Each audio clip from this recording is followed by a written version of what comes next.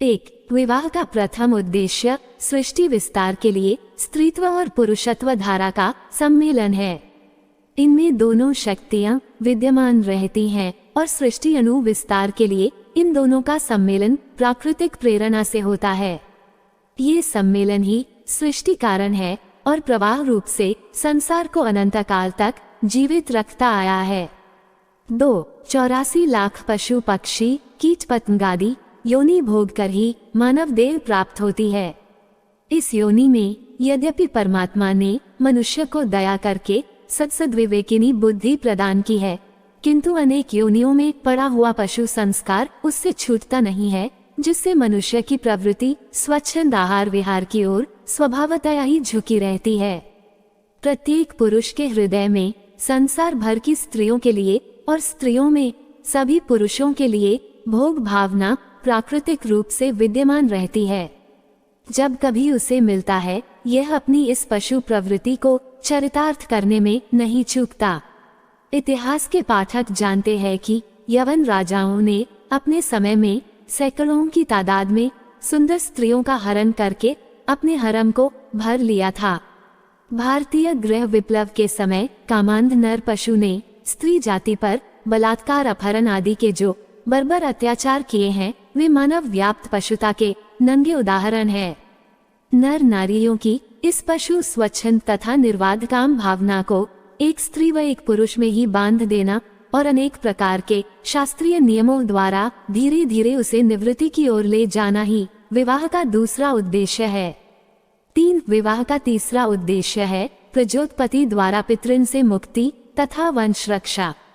शास्त्रों में स्पष्ट है कि विवाह का उद्देश्य भोग विलास नहीं, किंतु प्रजायाई गृह में विनाम के अनुसार संतानोत्पत्ति ही उसका प्रयोजन है।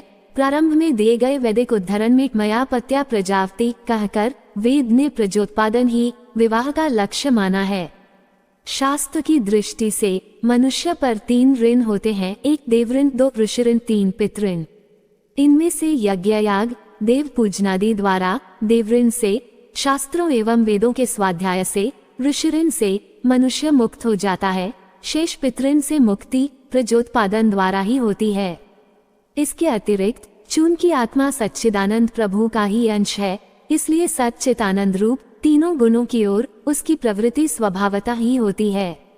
इनमें से सत का ही प्रकृत विषय से संबंध है। सत का अर्थ है सत्ता। मनुष्य अपनी सत्ता को सर्वदा अक्षुण्ण रखना चाहता है। उसकी इस अभिलाषा का फल ही संतान है, जिसे उत्पन्न करके ये संतोष का अनुभव करता है। पुत्र उसका अपना ही स्वरूप है और उसकी उपस्थिति से अपनी मन भावना को सफल समझना है। यही प्रवृत्ति विवश परंपरा को जन्म देती है, जिसकी रक्षा के लिए अनेक प्रकार के यज्ञादि का आश्रय लेकर भी मनुष्य सतत प्रयत्नशील रहता है। मनुष्य स्वार्थी प्राणी है। अपने शरीर में उसकी जितनी मां ममता होती है, उतनी और किसी वस्तु में नहीं। विवाह द्वारा मनुष्य के इस ममत्व क्षेत्र को विस्तार मिलता है। अब तक उसका जो प्रेम और मोह अपने शरीर मात्र में था, वो क्रमशः पत्नी, पुत्र, कन्या व सगे संबंधी आदि परिवार में विभक्त हो जाता है। इस प्रकार यह पार्थ परक प्रेम पहले घर की 4 दीवारी से प्रारंभ होकर मोहल्ला, गली, नगर, प्रांत, देश और समस्त विश्व में व्याप्त होकर वसुधैव कुटुंबकम के पुनीत आदर्श का व्यवहारिक रूप धारण कर लेना है।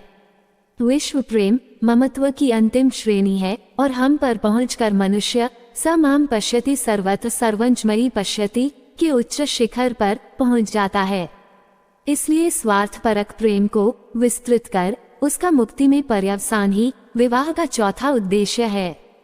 5 त्याग, क्षमा, धैर्य, संतोषादि गुणों का संग्रह तथा अभ्यास विवाह का 5वां उद्देश्य है। गृहस्थ में रहते हुए दंपति को एक दूसरे के हित के लिए स्वार्थ त्याग, मन प्रतिकूल व्यवहार में क्षमा, अत्यंत कष्ट में भी धैर्य आदि गुणों का प्रयोग करना अनिवार्य हो जाता है। यही गुण विकसित होकर मनुष्य को सामाजिक क्षेत्र में विशिष्ट व्यक्तित्व प्रदान करते हैं। गृहस्थ की इस पाठशाला में त्याग, प्रेम आदि का पूर्ण अभ्यास कर जब दंपति इनका प्रयोग ईश्वर प्राप्ति के अध्यात्म मार्ग में करते हैं, तो वे भगवत प्राप्ति के अत्यंत सन्निकट पहुंच जाते हैं। यही उनके जीवन का लक्ष्य है। आगे भी इसी तरह के वीडियो प्राप्त करने के लिए कृपया चैनल को सब्सक्राइब करें, साथ ही बेल आइकॉन को प्रेस करें। धन्यवाद।